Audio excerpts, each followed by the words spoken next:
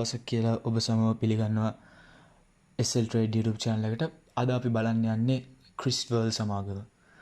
ළඟදී IPO එකකින් release වෙච්ච Chris World සමාගමේ ෆන්ඩමෙන්ටල් ඇනාලිසිස් එකක් වගේම ටෙක්නිකල් ඇනාලිසිස් එකක්. මොකද ඔයගොල්ලෝ දන්නවා දැන් මේ ළඟදී දන් මේ අලුත් ෆයිනෑන්ෂල් ස්ටේට්මන්ට්ස් ටික එනවා, ඉන්ටරිම් ෆයිනෑන්ෂල් ස්ටේට්මන්ට් ටික. ඉතින් ඔයගොල්ලෝ ෆයිනෑන්ෂල් ස්ටේට්මන්ට් එක ගන්න ඕන නම් මොකක් හරි සමාගමක මෙතන ඒ සමාගමේ නම සමාගමට ගිහිල්ලා එතනින් ඔයගොල්ලෝ මෙතන ෆයිනෑන්ෂල් සෙටතේ ඇනුවල් රිපෝට් තියෙනවා. ඒ වගේම කෝල් රිපෝට් එකක් තියෙනවා. කෝල් රිපෝට් තමයි අද බලන්න යන්නේ. කෝල් රිපෝට් එක සිලෙක්ට් කරාම මෙන්න මෙතනින් එන ඔයගොල්ලෝ කෝල් රිපෝට් එක. අපි ඒක ගැන තමයි අද කතා කරන්න යන්නේ ක්‍රිස් වර්ල්ගේ. හරි, ක්‍රිස් වර්ල්ගේ ටෙක්නිකල් ඇනාලිසිස් එක කරන්න ඉස්සෙල්ලා අපි කරමු අපේ ෆන්ඩමෙන්ටල් ඇනාලිසිස් එක. මේක සම්පූර්ණ ෆන්ඩමෙන්ටල් ඇනාලිසිස් එකක් නොවන බව කරුණාකරලා සලකන්න ඕනේ. මොකද අපි ෆුලි ෆන්ඩමෙන්ටල් ඇනාලිසිස් එකක් කරනවා නම් අවුරුද්දක් ගානෙත් ඒ සම්පූර්ණ විස්තර බලන්න ඕනේ. ඉතින් අපි බලන්න යන්නේ මද වශයක ඉතාමත්ම සාරාංශගත ෆන්ඩමෙන්ටල් ඇනාලිසිස් එක.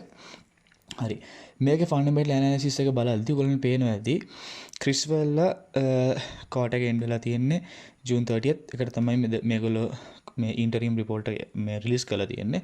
ඒක ඔයගොල්ලන්ට පේනවා දැන් රෙවෙනියු එක සෑහෙන තරමක් වැඩි වෙලා තියෙනවා.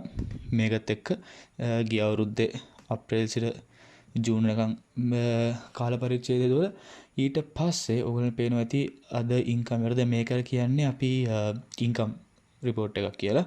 එතකොට ඒ ඉන්කම් රිපෝට් එක ඔයගොල්ලන්ට පේනවා ඇති දැන් ෆයිනල් එක ගොඩක් කලකට බලන්න මෙන්න මෙතන මේ ප්‍රොෆිට් කියන එක තමයි. හරිද? එතකොට ඒකෙන් ප්‍රොෆිට් එක බලලා ඊට පස්සේ බලලා ටෝටල් කොම්ප්‍රිහෙන්සිව් ඉන්කම් එක තමයි මෙතනින් යන්නේ. ඔක්කොම වියදම් වෙච්ච ඒවා ඔක්කොම ටික මෙතෙන් අද ප්‍රොෆිට් ලොස් ෆයිනෑන්ෂල් එක්ස්පෙන්සස් ඒ ටික ටැක්සේෂන් ඔක්කොම ටික ගිහිල්ලා තමයි අපි මෙතන මේ බලන්නේ ප්‍රොෆිට් එක ටෝටල් ප්‍රොෆිට් එක කීයද. ඒතකොට අපුවල් මේ පේනවා ටෝටල් ප්‍රොෆිට් එක ඇවිල්ලා තියෙනවා මෙන්න මෙච්චර ගාණක් මේ අවුරුද්ද කාර්තුවට. ඒ කියන්නේ අප්‍රේල් සිට ජූන් කාර්තුව. ඊට පස්සේ එතකොට ඒක අපි සංසන්දනය කරනවා අප්‍රේල් කාර්තුවත් එක්ක. ගිය අවුරුද්දේ අප්‍රේල් ඉඳන් ජූන් එක. ඒකත් එක්ක බලද්දී උන් පේන දැන් ගිය අවුරුද්දේ ලොස් එකක් තිබිලා තියෙන. කියන්නේ අපිට ඒක හිතා ගන්න පුළුවන් මොකද කොරෝනා කේස් එකත් එක්ක තිබ්බ ලොස් එකක් වෙන්න පුළුවන් කියලා.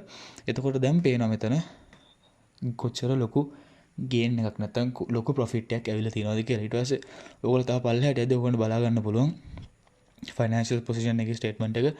ඒ කියන්නේ ටෝටල් ඇසට්ස් ලයබිලිටීස් ඔක්කොම ඉක්විටි ඔක්කොම ටික දාලා තියෙන රිපෝට් එක. ඒකෙදි ඉතින් සාමාන්‍ය මේ දෙක බැලන්ස් වෙනවා. ඒකෙන් ඔයගොල්ලෝ බලා ගන්න පුළුවන් තියෙන ඇසට්ස් ටිකයි කරන්ට් ඇසට්ස් ටිකයි නොන් කරන්ට් ඇසට්ස් ටිකයි ටික කියව ගන්න පුළුවන්. ඒ වගේම බැලන්ස් ටික කෑෂ් බැලන්ස් ටික බලා ගන්න පුළුවන්. මේක හරිය කැපිටල් බැලන්ස් එකයි ඉක්විටි බැලන්ස් එක. ඒකෙත් ඔයගොල්ලන්ට පේනවා ඇති ලොකු ශීඝ්‍ර මට්ටම. දැන් මේ අවුරුදු ගිය අවුරුදු 2020 බැලන්ස් එක තමයි මේකෙන් පෙන්නන්නේ 22යි ගාණක්. ඒ දැන් ඔයගොල්ලන්ට පේනවා 76 ගාණකට එක වැඩි වෙලා තියෙනවා කියලා.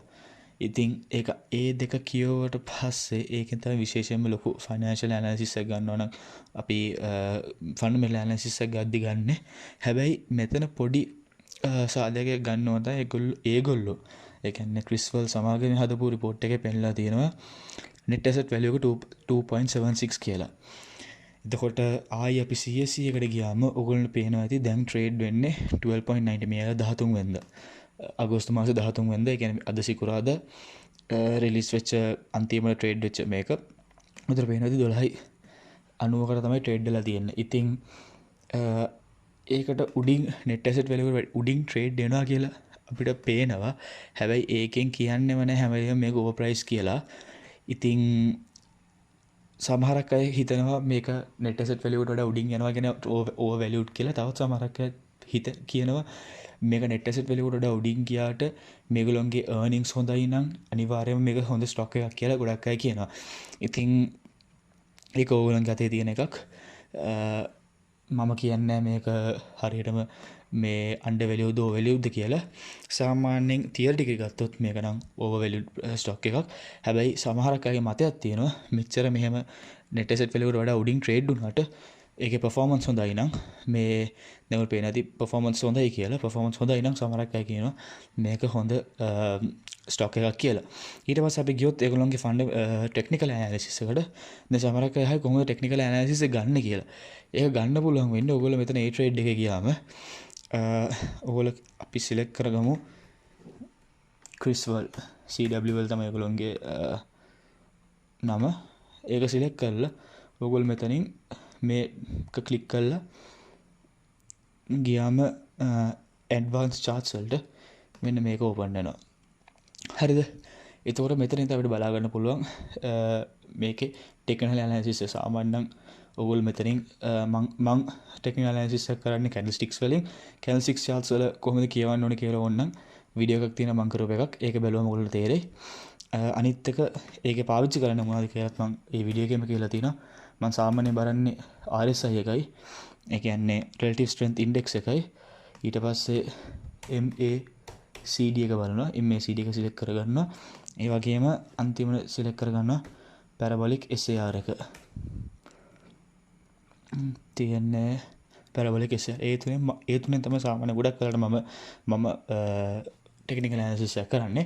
දැන් මේකේ මම ඔයගොල්ලන් කියන්න ඕන වුණේ දැන් මේක දැන් ඔයගොල්ලෝ පේන්නේ මෙතන රීසන්ට්ලි පටන් ගත්තා. මොකද IPO එක රිලීස් වෙලා තියෙන දවසේ දැන් IPO එක ට්‍රේඩ් වෙච්ච කියන්නේ මාකට් එකේ ට්‍රේඩ් වෙච්ච දවසේ තමයි මේක පටන් ගන්න තියෙන්නේ මේගොල්ලෝගේ chart එක.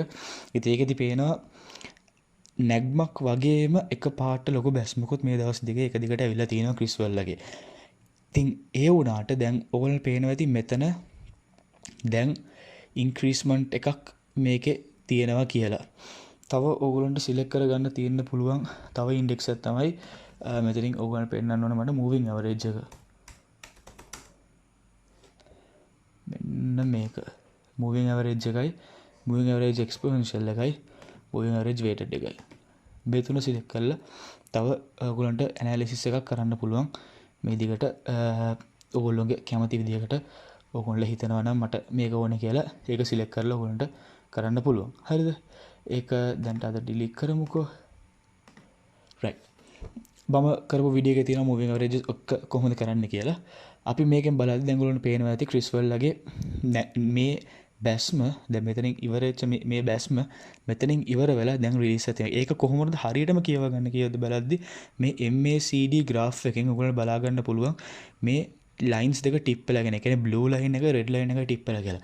බ්ලූ ලයින් එක රෙඩ් ලයින් එකයි ටිප් වෙලා කියන්නේ අපි සාමාන්‍යයෙන් සම්ප්‍රදායව ගත්තොත් ටෙක්නිකල් ඇනලිසිස් එකකදී මෙහෙම ටික් වෙලා මේ ටිප් වෙලා උඩට කියන්නේ බ්ලූ ලයින් එක රතු ලයින් එක උඩට ගියා කියන්නේ අනිවාර්යයෙන්ම ස්ටොක් එක ග්‍රෝ වෙනවා කියලා තමයි කියන්නේ. මොකද ඔයගොල්ලෝ පේනදී මේ දිගටම දැන් මේ දවස් ටිකේ බැස්ම තියෙද්දි මෙන්න මෙතන බහැලා තියෙන. දැන් මෙතනින් කියන්නේ දැන් මේක ටිප්ුනේ ගාම කියන්නේ නැහැ ස්ටොක් එකක් අනිවාර්යයෙන්ම ප්‍රෙඩික්ට් කරන්න බෑ අපිට මේක අනිවාර්යයෙන්ම ග්‍රෝ වෙනවා කියලා. සමහරක් වෙලා සමහරක් ස්ටොක්ස් තියෙනවා මේක තුන් පාරක් විතර මෙතන ටිප් වෙනවා ඒත් උඩට යන්නේ ස්ටොක්ස් තියෙනවා.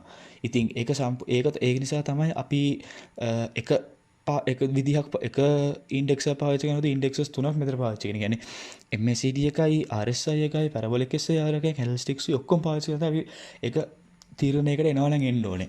ඉතින් ඒ තීරණයට ගන්න එකක් විතරක් ගත්තොත් අනිවාර්යයෙන්ම එක ඉන්ඩෙක්ස් එකක් විතරක් බැලුවොත් අපිට අනිවාර්යයෙන් මේක කරන්න බැරි වෙනවා. ඒ නිසා තමයි මම මෙතන තුනම පාවිච්චි කරලා හතරක් ඇත්තටම හතරක්ම පාවිච්චි කරලා බලන්නේ. තවත් මම කිව්වා වගේ ඔයගලන්ට ඕන නම් මේ මූවිං ඇවරේජ් එක සිලෙක්ට් කරගන්න පුළුවන්.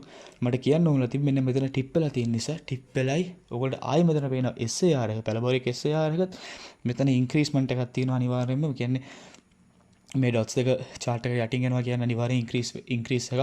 chart එකට උඩින් පල්ලෙහාට එනවා කියන්නේ ඩික්‍රීස්මන්ට් එකක්. ඔයගොල්ලෝ පේනවා ඇති. දැන් තවත් ක්ලියර්ලි මොකද්ද මෙතන වෙලා තියෙන්නේ කියලා. අනිත් එක මේකේ RSI value වලත් 46. ඒ කියන්නේ සාමාන්‍යයෙන් RSI value එක අපි ගන්නේ ස්ටොක් එකක් ග්‍රෝ වෙන්න තියෙන RSI එකක් ගන්න 30න් උඩ. 70න් උඩ කියන්නේ අනිවාර්යයෙන්ම මේක ඕවර් ප්‍රයිස්. 30න් පල්ලෙහා කියන්නේ අන්ඩර් වැලියුඩ්. ඉතින් මේ හරිය. ඒ කියන්නේ 50 දැන් මම කීයද 40 මේක ඉවරලා තියෙන්නේ 46න් වගේ. ඉතින් 46න් ඉවරලා තියෙනවා කියන්නේ මේක අනිවාර්යෙන් හොඳ මූව්මන්ට් එකක්. يعني තව ග්‍රෝ වෙන්න ඔපචුනිටි එක තියෙනවා. ඒ නිසා මේක ඉදිරි ගමන හොඳයි. මොකද විශේෂයෙන්ම ආයි ෆන්ඩමෙන්ටල් ගියොත් ඔය පේනදි මේ earnings ලොකු ගානකින් වැඩි වෙලා තියෙනවා. ඉතින් මේක ඉදිරි ගමන හොඳයි කියලා මට කියන්න පුළුවන්. හැබැයි මම කියන්නේ ඔයගොල්ලන්ට අනිවාර්යෙන් ගිහලා මේ ස්ටොක් එක ගන්නවත් විකුණන්නවත් හෝල්ඩ් කරන් ඉන්නවත් මම කියන්නේ. හැබැයි මම කියන්නේ මෙතන ඔපචුනිටි එකක් තියෙනවා. මොකද මේ කෝල් රිපෝට් එක රිලීස් වුණත් එක්කම ඔයගොල්ලෝ පේනදි මෙතන ටිප් වෙලා ඉන්ක්‍රීස්මන්ට් එක තියෙනවා කියලා. ඉතින් හොඳ අවධානයෙන් බලාගෙන පුළුවන් ස්ටොක් එකක් මේක. ඒ නිසා විශේෂයෙන්ම අලුතෙන් ඒ කියන්නේ අඩු වැලියු එකක් අඩු ඉන්වෙස්ට්මන්ට් එකකින් පටන් දැන් සාමාන්‍ය මේක රුපියල් 12යි. ෂෙයාර් එක රුපියල් 12යි. ඉතින් රුපියල් 5000කින් පටන් ගන්න මිනිස්සෙක් නේ රුපියල් 10000කින් පටන් ගන්න කෙනෙක් නම් මෙන්න chance එකක් තියෙනවා හොඳ ස්ටොක් එකකින් පටන් ගන්න. ඉතින් කල්පනාවෙන් ඉන්වෙස්ට් කරන්න. මම කියන්නේ ඔක්කොම තියෙන ඔක්කොම ටික මේක නාස්ති කරන්න මේකට මේ සල්ලි ටික මේකට විසි කරන්න කියලා. එහෙම කරන්න එපා. කල්පනාවෙන් ඉන්වෙස්ට් කරන්න. මේ තියෙන ටෙක්නිකල් ඇනලිසිස් එකයි ෆන්ඩමෙන්ටල් එක තව පොඩ්ඩක් බලන්න. ඕගොල්ලන්ට මේකට මට විතර නෙවෙයි මේකට තියෙන්නේ මේ පාවිච්චි කරන්න ඕගොල්ලන්ටත් මේක පාවිච්චි කරන්න අපල මම කිව්වාගේ CSE වෙබ්සයිට් එකම යට තියෙනවා. ඔයාලට ඕන කරන මේ ෆන්ඩමෙන්ටල් ඇනලිසිස් එක ගන්න. ඉතින් මේකයි ටෙක්නිකල් ඇනලිසිස් එකත් බලලා හොඳ තීරණයක් ගන්න. මොකද මේ ස්ටොක් එකට ඉස්සරහට හොඳ ලකුණක් ඒ කියන්නේ හොඳ තරු ලකුණක් පේනවා කියලා. කියන්නේ අපිට තව දවසක් එද්දි අපිට හරියටම කියන්න පුළුවන් මේක ඉස්සරහට යනවද නැද්ද කියලා. ඒත් මේ සයින් එකේ මේ ටිප් වෙච්ච සයින් එකයි මෙතන SAR එකේ සයින් එකයි අපිට කියන්න පුළුවන් මේක ඉස්සරහට මූව් වෙන්න පුළුවන් ස්ටොක් එකක් කියලා. එහෙනම් නැවතත් මේ වගේ වීඩියෝ එකකින් හම්බ වෙනකම් මතක ඇතුව ලයික් එකක් දෙන්න, ෂෙයා එකක් කරන්න, සබ්ස්ක්‍රයිබ් කරන්න. තව එක්කෙනෙක්ට මේ වීඩියෝ එක ගැන කියන්න. තවත් එකක් කියන්න ඕන අන්තිම වශයෙන් මේ ඉන්ටර්නෙට් රිපෝට්ස් ගොඩක් රිලීස් වුණා මේ දවස් ටිකේ. ඉතින් ඉස්සරහට ඉන්ටර්නෙට් රිපෝට්ස් වලින් වීඩියෝස් කරන්න ඕන නම් යට කමෙන්ට් සෙක්ෂන් එකේ දාන්න වීඩියෝස් ඕනේ කියලා මොකක් හරි ස්ටොක් එකක් ගැන. එහෙනම් පළවෙනි දවස් නැවතත් දවසක හම්බ වෙනකම් සුබ දවසක්.